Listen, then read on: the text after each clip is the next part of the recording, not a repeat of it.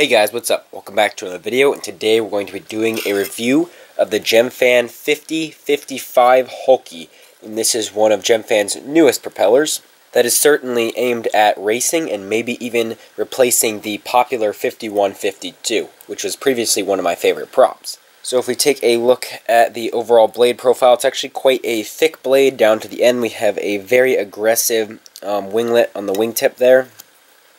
Hopefully that shows up there. And then you have the pretty steep pitch. The scoop is pretty wide, decently far out there.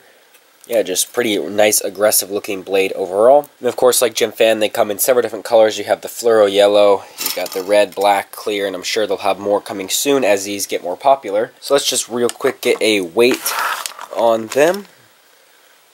So they weigh 4.88 grams, so that's actually not too bad. If we compare that to the 5152, this is the non-S version, that weighs 5.1 grams, so the S is even a little bit heavier, so it is a little bit lighter, which is very nice. Here's the HQ 5x5x3, that weighs 4.4 grams. Then we have the Gemfan 5042 Wind Dancer, and that weighs 4.1 grams. So it's definitely not the lightest prop ever, but for the pitch and overall design of it, I'd say that's a pretty respectable weight. Alright, so that was enough for just a real quick intro on the prop. Let's take it out and see how it performs. Alright, so here we are outside for the line of sight test of the Gemfan 5055 Hulkie props. So we have a Mode 2 Ghost frame, Brother Hobby R3, 2207, 2550 kV motors, SpeedX IS30 amp, 4-in-1 ESC, Hyperlite F4 flight controller, TBS HV Unify Race, Foxy Air Micro, have a FreeSky X4R SB, Emax Pagoda, and a 1300 Tattoo R-Line 4S 95C. Just get this guy plugged in. We do have some green LEDs on this quad, so hopefully they'll let you see it better. You know, it is quite snowy and quite cold out right now, so let's try them out.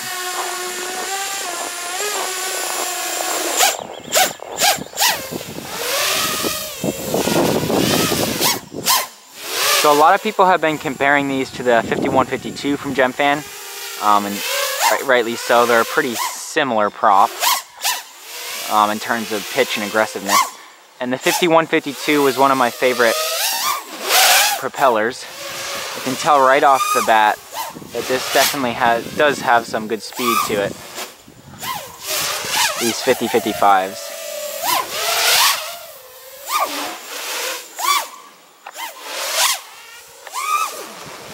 Got some really nice low-end punch. Just get out of there real quick. Let's do a full speed pass. Try and keep it low. Pretty fast there. 1 minute. Definitely not as fast as 5152, I would say. But that's probably about 100 miles an hour on that run there.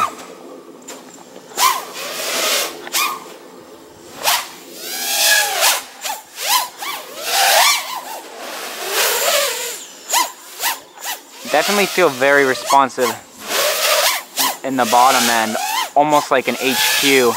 They're really smooth. 30 seconds. They get going real quick. They just don't have quite as good a top end as 5152, although in a realistic racing situation, you're probably not going to be needing that. So I think this actually might be a really nice compromise. Take a little away from the top end and put it back in the bottom end. 8, 7, 6. Because yeah, it's still very fast. 3, 2, 1,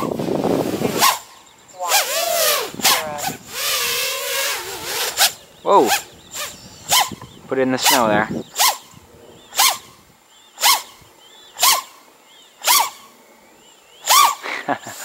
Alright. Those LEDs are looking nice. Hopefully they showed up well, and these should be pretty durable. There's a lot more material here than the 5152. So let's put a 1550 R-line on and do some FPV with them. Okay, here we have the Gemfan 5055 Hulkie for some FPV. Let's just take these guys up here. Wow, that's a nice punch right off the bat there.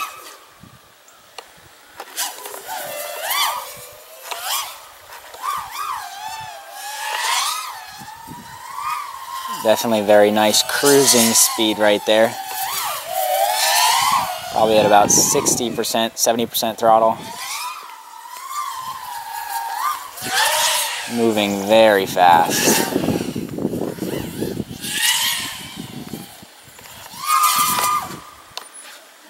I think I'm at about a 50-degree camera tilt on the Foxeer 2.1 micro lens.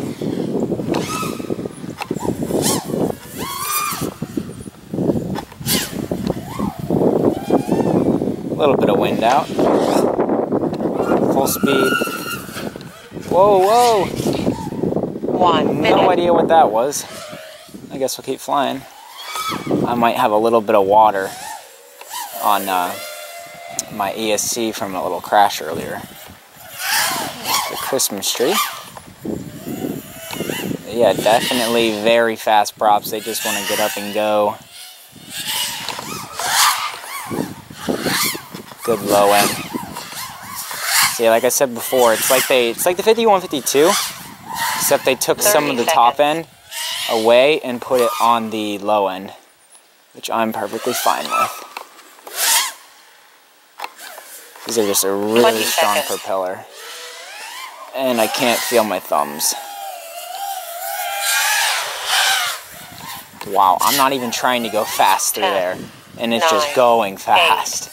7, 6, 5, 4, 3. Okay, I can't feel my fingers anymore. It's like 10 degrees Fahrenheit out, so gotta land this guy.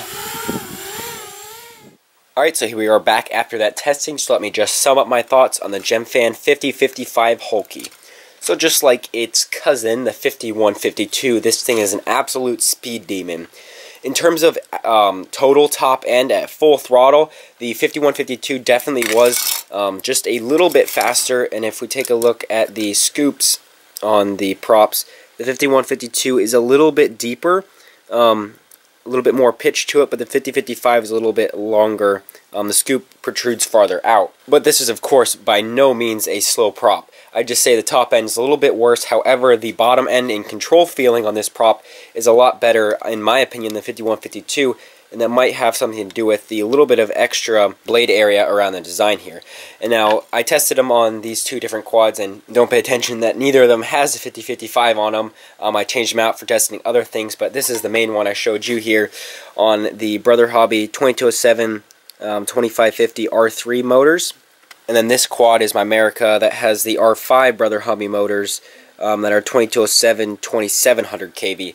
So when you get up into the 2700 kVs, I'd say this prop was just a little bit too much for this quad. It still flew perfectly fine. It just felt a little bit bogged down on full throttle. So something, maybe a lighter prop like the HQ 5x5x3 is better suited for that aspect.